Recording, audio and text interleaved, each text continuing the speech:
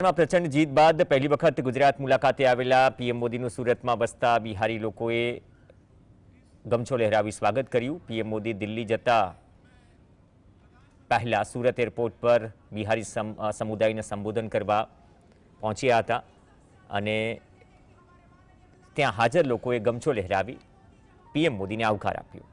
જ્યાં તેમણે બિહારના વિધાનસભા ચૂંટણીમાં મહિલાઓ અને યુવાનોના મતદારોએ करेला मतदान ने याद कर्યું અને સાથે જ બિહારના તમામ વર્ગ અને વિસ્તારના લોકોને સાથે લોકોએ આશીર્વાદ આપ્યા હોવાનું કહી પીએમએ રાહુલ ગાંધી અને તેમના સહયોગીઓ પર આકરા પ્રહાર કર્યા।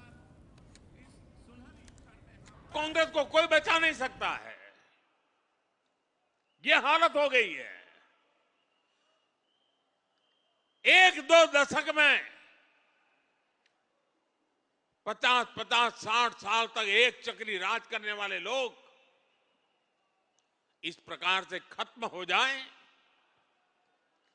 ये साफ साफ उनके लिए आत्मनिरीक्षण का